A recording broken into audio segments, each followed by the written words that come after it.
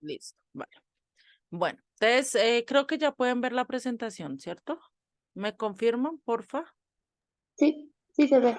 Vale, gracias, Yana. Bueno, entonces vamos a empezar a ver este libro, el consecutivo de por qué esos huesos secos tenían que ser salidos, ¿cierto?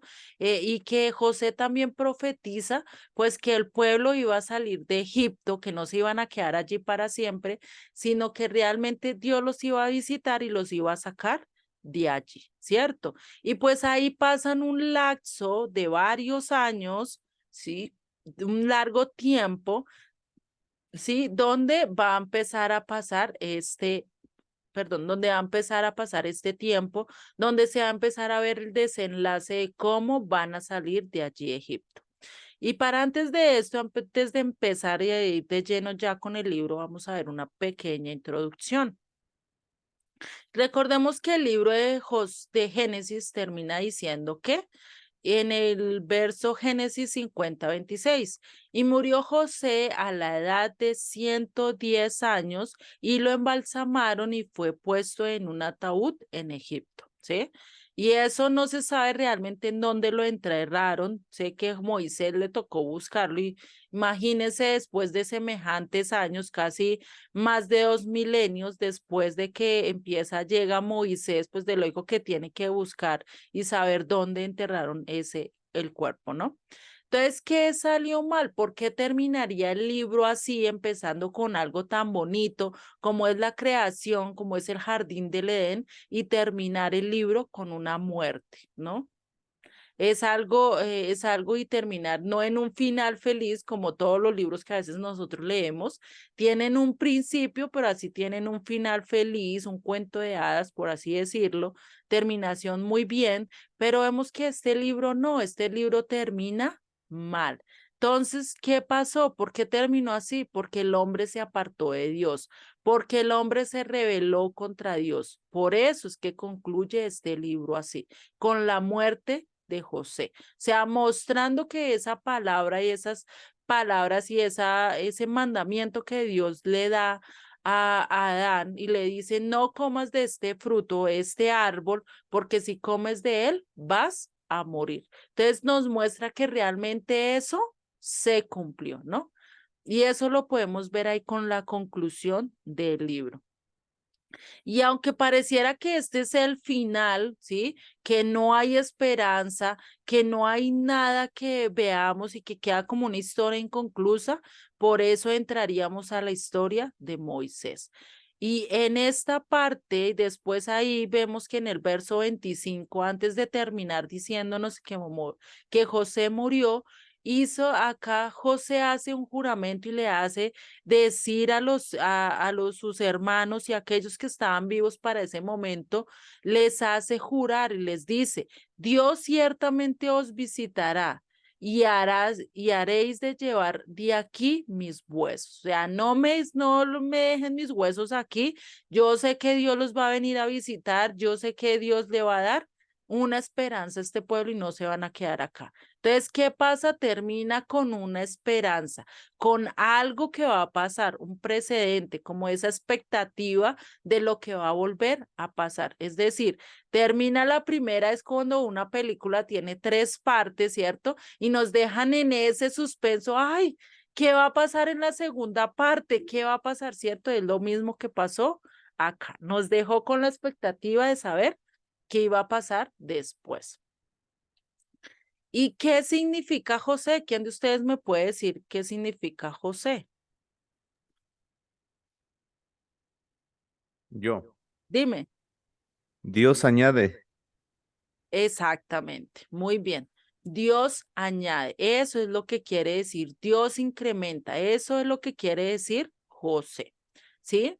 Ya desde el final del libro de Génesis, ya Dios nos anticipa que va a sacar esos huesos de Egipto y los iba a llevar a otro lugar, a la tierra prometida, ¿cierto? A aquel lugar que él nos prometió. ¿Por qué? Porque iba a sacar no solo a estos huesos secos, sino también a toda la nación, a todos aquellos que habían estado en Egipto, ¿cierto?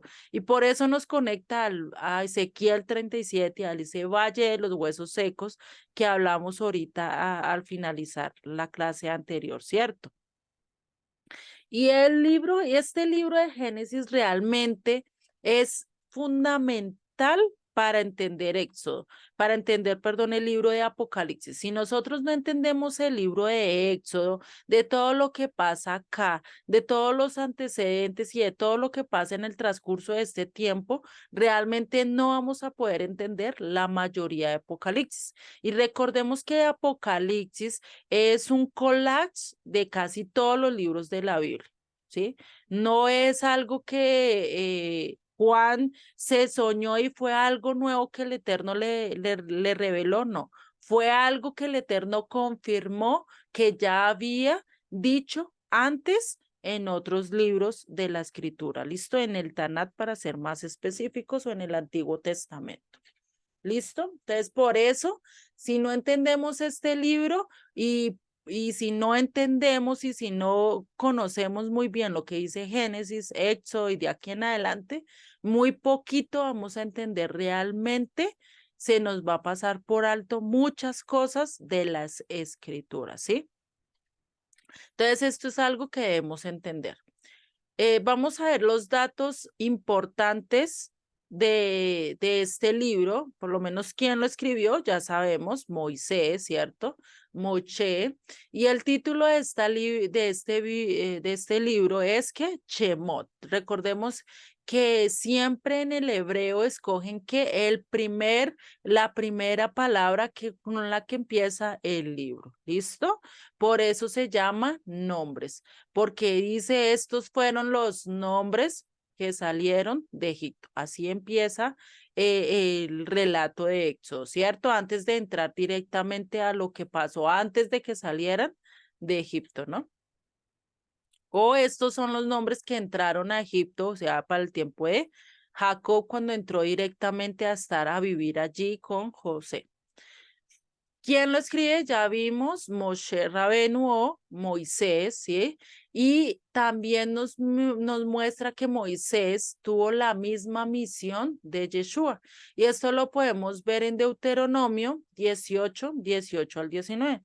Denme en un momento, lo busco porque ese sí no lo puse acá en las diapositivas. Yo la tengo perdida.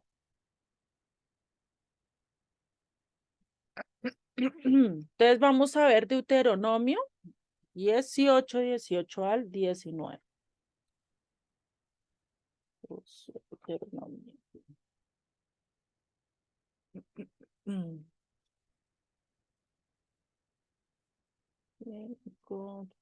18. Listo. 18, 18 al 19. ¿Y qué es lo que nos dice este verso? Dice, profeta les levantaré de en medio de sus hermanos como tú, y pondré mis palabras en su boca y les hablaré todo lo que yo le mande.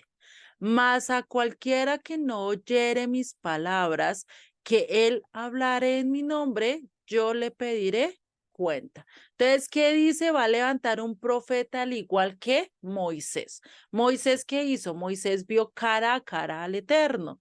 ¿Y qué pasa con aquel profeta que se iba a levantar? También lo iba a conocer, también iba a transmitir las mismas palabras del Eterno, así como Moisés transmitió las palabras del Eterno, ¿cierto? Y ahí vemos la función pues que iba a hacer Yeshua también cuando él viniera. ¿De qué se trata este libro? Este libro nos muestra la libertad de la esclavitud, cómo Dios iba a libertar a su pueblo allí de la esclavitud que quedaron en Egipto. ¿Y dónde se da, en qué lugar se da este libro? Pues en Egipto, empieza estando en Egipto y termina llegando, bueno, no termina en la tierra de Canaán, termina en el proceso del desierto más bien, y pues da lugar a las dos cosas, ¿no? ¿Cuándo se da? Más o menos del 1445 al 1440, no se sabe realmente, ¿sí? La fecha exacta en que se escribió o en que Moisés recibió el relato, ¿no? Por eso, todo es aproximado, ¿listo? Entonces, ¿por qué se escribió este libro? Pues para mostrar la fidelidad de Dios a su pacto con Israel, ese pacto que le dio a Abraham, que su descendencia ahí se iba a multiplicar, que él iba a heredar la tierra de Canaán, que también en su simiente iba a ser benditas todas las familias de la tierra, y también esa promesa de que al que te bendijere, yo lo voy a bendecir, al que te maldijere, yo lo voy a maldecir, ¿cierto?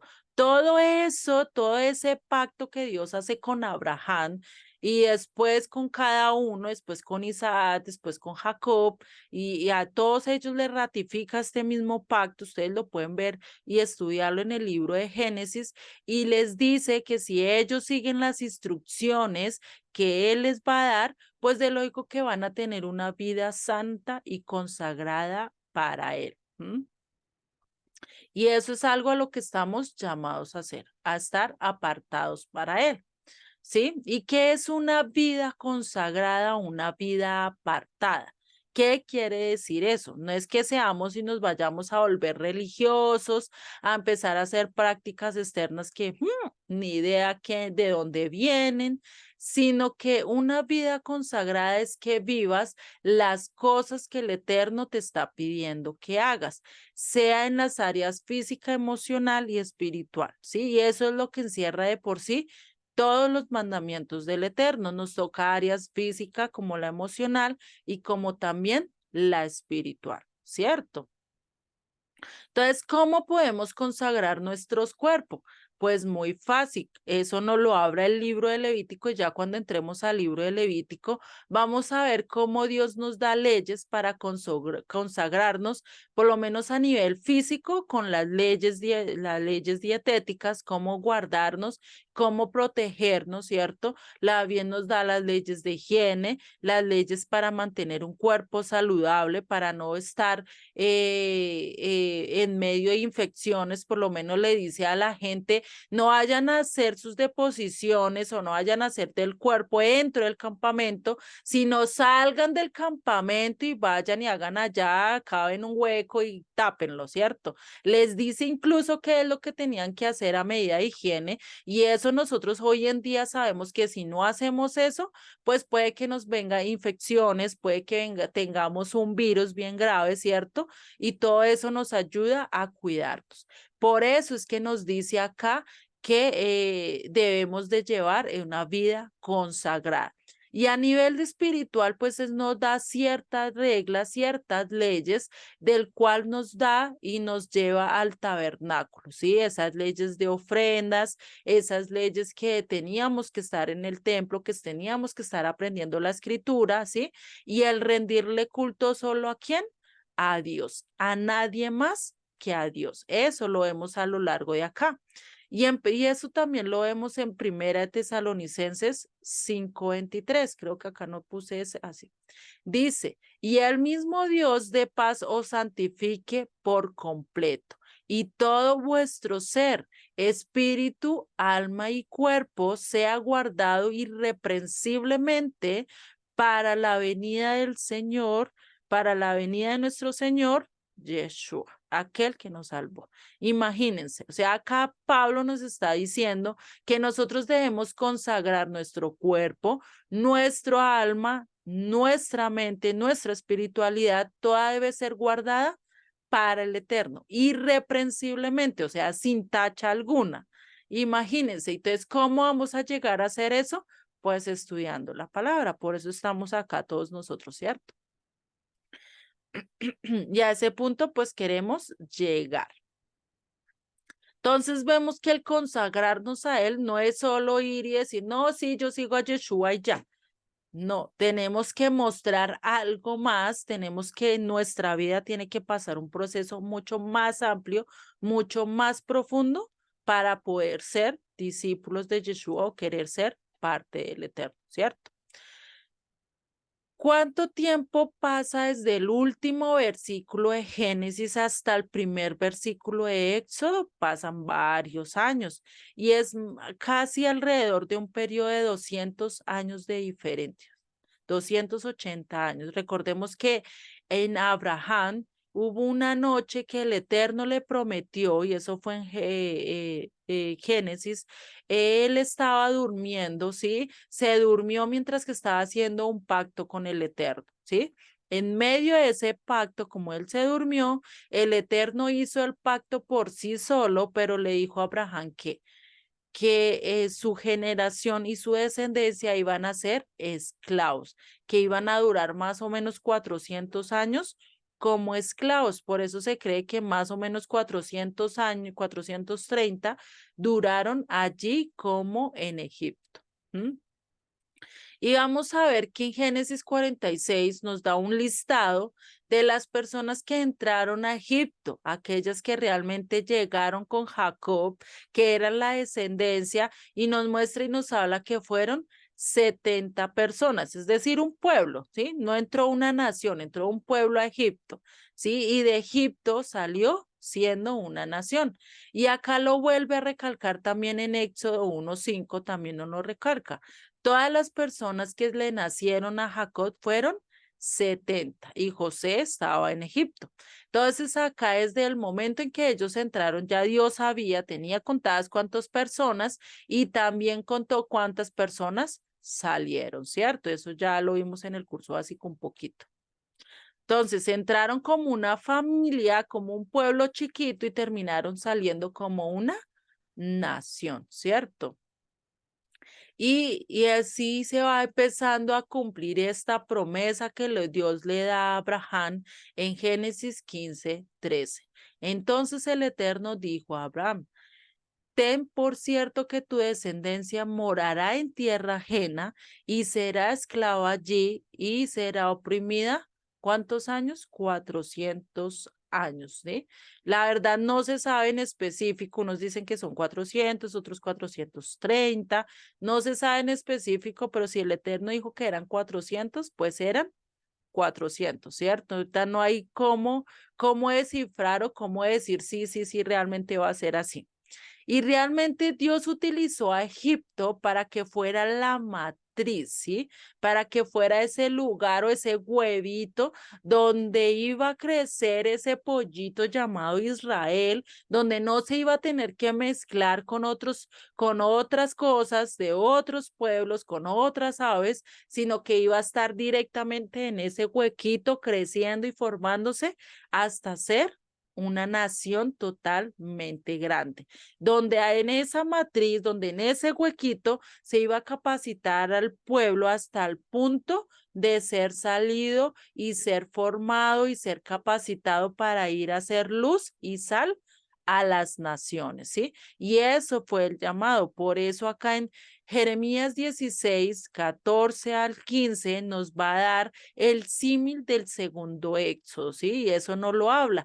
Dice, no obstante, aquí vienen días, dice el Eterno, en que no se dirá más.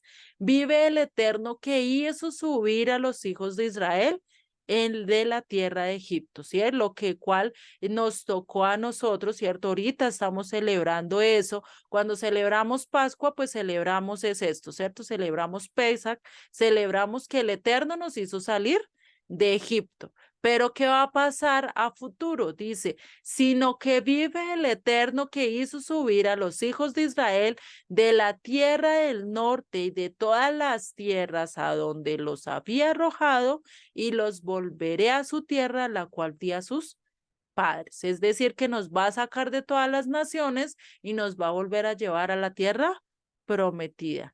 Antes con Moisés los sacó de Egipto, ahora los va a sacar a nosotros con Yeshua a la tierra prometida. Imagínense eso, ¿no? Bonito, ¿cierto?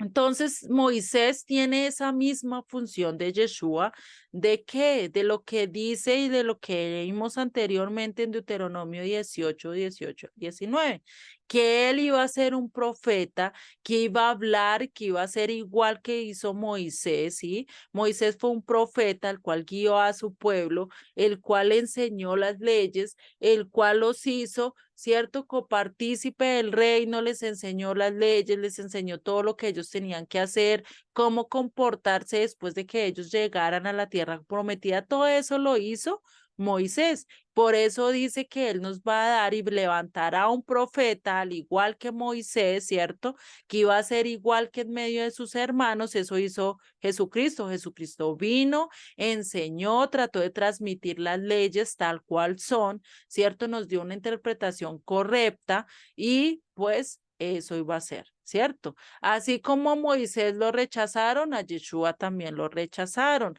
Así como hubo un momento en que a Moisés le hicieron caso, a Yeshua también le hicieron caso, ¿cierto? Otra cosa es que Yeshua también tiene, él va a cumplir 4 funciones que Moisés solo cumpliría 2 funciones. ¿Cuáles son? Sacar al pueblo de Egipto y ¿cuál era la otra? Recibir la ley de Moisés, ¿cierto? Recibir esas palabras del Eterno, la instrucción del Eterno, la constitución política del pueblo de Israel, ¿cierto? Eso es lo que iba a hacer. Pero Yeshua, ¿qué iba a hacer? Pues Yeshua hizo lo mismo, sacarnos a nosotros de la tierra, de todas las tierras en las que estamos y llevarnos a qué?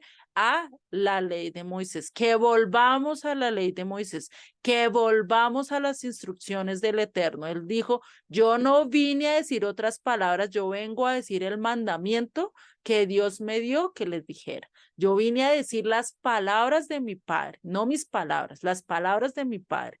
¿Sí? Entonces, imagínense, relativamente está cumpliendo las 2 funciones que hizo Moisés, ¿cierto? Pero ya a nivel mucho más grande, ¿cierto? Mejor dicho. Y pues, ¿quién es ese profeta? Pues lo vemos que es Yeshua. Dice que Juan el Bautista también le preguntaron si él era el profeta. A él también pensaron que él posiblemente era este profeta que hablaba acá. Y realmente, ¿qué dice Juan? Dice no. Dice, este es el testimonio de Juan cuando los judíos enviaron de Jerusalén sacerdotes y levitas para que le preguntasen, ¿tú quién eres? Confesó y no negó, sino confesó, yo no soy el Mesías. Y le preguntaron, ¿qué pues? ¿Eres tú Elías? Dijo, no soy. Recordemos que también para esta época se había dicho que Elías iba a volver, ¿no? Por eso le preguntaron si era Elías. Después le dice, ¿eres tú profeta? El profeta cuál, que Moisés estaba hablando acá en Deuteronomio. ¿Y qué dice? No. Ustedes le dijeron, pues, ¿quién eres? Si no eres el Mesías, si no eres el profeta, si no eres Elías, pues, ¿quién es usted? ¿Qué está haciendo acá hablándonos a nosotros, cierto? En otras palabras. Entonces, ¿qué le respondió él? Dice que la respuesta que le dieron es que, ¿qué? Dijo, yo soy la voz de uno que clama en el desierto, enderezad el camino del Señor, como dijo el profeta Isaías. Isaías profetizó que antes de que viniera el Mesías, antes le iba a alguien a abrir el camino, iba a mostrar el camino, iba a ser como la antesala de aquel que iba a salvar a todos, ¿cierto? Entonces Moisés, ¿qué pasa? Lo saca de la esclavitud, ¿cierto? Y eso también nos lo recuerda en Hechos 3:22 al 26, que nos dice, porque Moisés dijo a los padres, el Señor vuestro Dios os levantará profeta entre vuestros hermanos, refiriéndose a lo que Moisés dijo en Deuteronomio. Dice, como a mí, a él oiréis en todas las cosas que os hable, y toda alma que no oiga a aquel profeta será desarraigada del pueblo. Y todos los profetas desde Samuel en adelante, cuantos han hablado, también han anunciado estos días. Vosotros sois a los hijos de los profetas, vosotros sois los hijos de los profetas y del pacto de Dios hizo con nuestros padres, diciendo a Abraham, en tus simientes serán benditas todas las familias de la tierra. A vosotros primeramente, Dios habiendo levantado a su hijo, lo envió para que os bendijese a fin de que cada uno se convierta de su maldad. ¿De dónde nos iba a sacar Yeshua de esclavos? No de toda en medio de las naciones. Primero tenía que hacerlo a nivel espiritual, sacarnos de la esclavitud del mundo, de nuestras tendencias, de nuestras creencias, ¿cierto? Y después, ahí sí, a nivel físico. Por eso dice que acá, que a cada quien se convierta de su maldad. Si tú no te conviertes de tu maldad, pues graves, ¿cierto? No va a haber quien haga remisión de tus pecados si realmente no te arrepientes. Y por eso también le nombren, y el nombre de Jesús también tiene su contexto. ¿Por qué le dicen y cuál era el propósito de que Jesucristo pues naciera y viviera allí? Y eso nos lo dice en Mateo 1:21. Dice, y dará a luz un hijo y llamará su nombre, ¿qué? Yeshua, porque él salvará a su pueblo de sus pecados. ¿Quién es el pueblo que él tenía que salvar? ¿Quién es ese pueblo al que él tenía que rescatar? Pues definitivamente era ¿quién? A las 12 tribus de Israel, ¿cierto? No solo a una, sino a las 12 tribus, ¿cierto?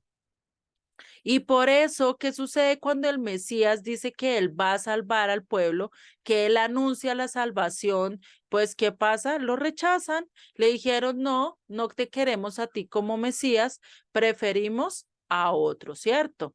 Y eso lo vemos en Juan 19:14 al 15. Dice, era la preparación de la Pascua y como a la hora sexta, eso es como al mediodía, dice, entonces dijo a los judíos, he aquí vuestro rey. ¿Quién lo dice? Lo estaba diciendo Pilato en ese momento. Y dice, pero ellos gritaron, fuera, fuera, crucifícanlo. Y Pilato les dijo, a vuestro rey he de crucificar. O sea, le estaba diciendo, este es su Mesías, se lo voy a crucificar. ¿Qué le respondieron los principales sacerdotes? Y ahí pues se pegó todo el pueblo. Pues que no tenemos más rey que César. Imagínense, rechazaron al Mesías, al igual que cuando rechazaron a Moisés.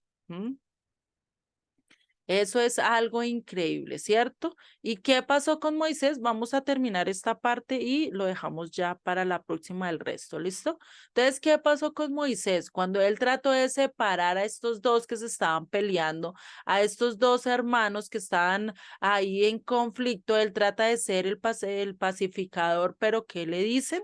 Y eso lo encontramos en Éxodo 2:13 al 14, que dice, al día siguiente salió y vio a 2 hebreos que reñían. Entonces dijo al que maltrataba al otro, ¿por qué golpeas a tu prójimo? Y él respondió, ¿quién te ha puesto a ti por príncipe y juez sobre nosotros? ¿Piensas matarme como mataste al egipcio? Entonces Moisés tuvo miedo y dijo, ciertamente he sido descubierto. Entonces, ¿qué pasó? Ahí lo rechazaron.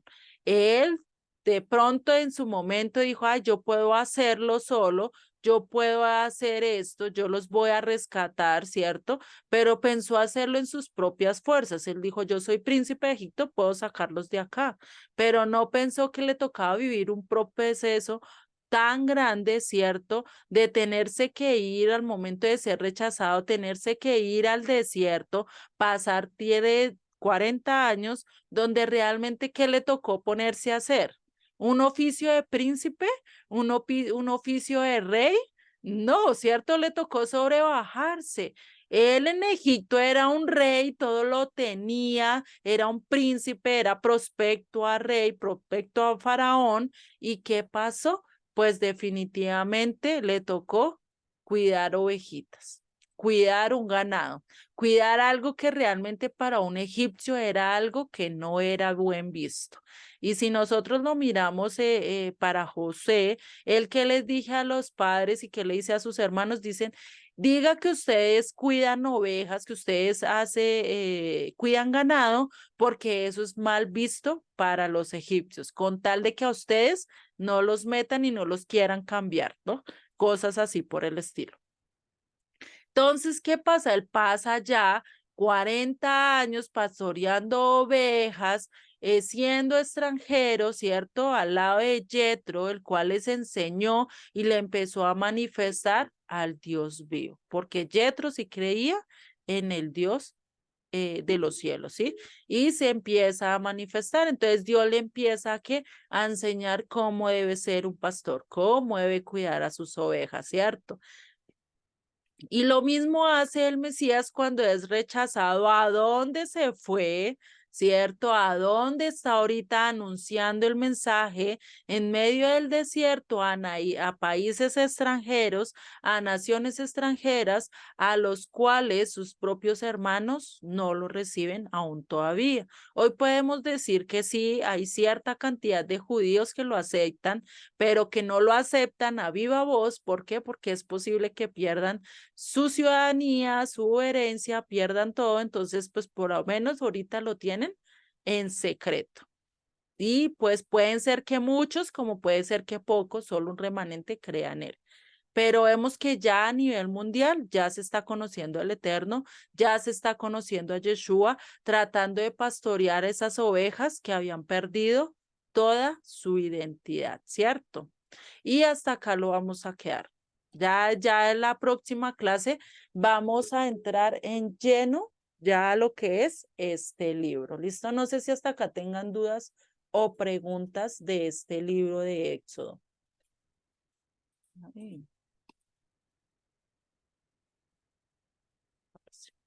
¿Ninguna duda? ¿Ninguna pregunta? ¿Vamos bien? Listo. Bueno, hasta el momento ninguna duda, ninguna pregunta, ¿vale? Entonces voy a parar acá. No.